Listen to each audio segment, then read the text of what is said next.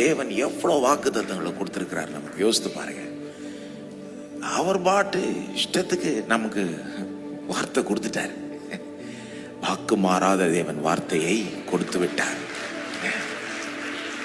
சில நேரம் அவருடைய வாக்குத்தத்தங்களை வாசிக்கிறப்போ எனக்கு எப்படி தோணும்னா, ஏன் ஆண்டவர் இது சொன்னீர்? தேவையா? உமக்கு இது தேவையா? எனக்கு இப்படி வாக்கு கொடுக்கணும்ன்றத உமக்கு அவசியமா? நீர் தேவன், நான் ஒரு சாதாரண மனுஷன். என்னமோ தெரியல, நம்மளை அவ்வளோ நேசிக்கிறாரு, அவ்வளோ அன்பின் நிமித்தமாய் வாக்குத்தத்தத்தை கொடுத்துடுறாரு. சொன்னதை செய்யும் அளவும் நான் உன்னோட இருப்பேன், உன்னை கைவிட மாட்டேன்றாரு. அவர் சொல்றதுனாலே செஞ்சிருவாரு.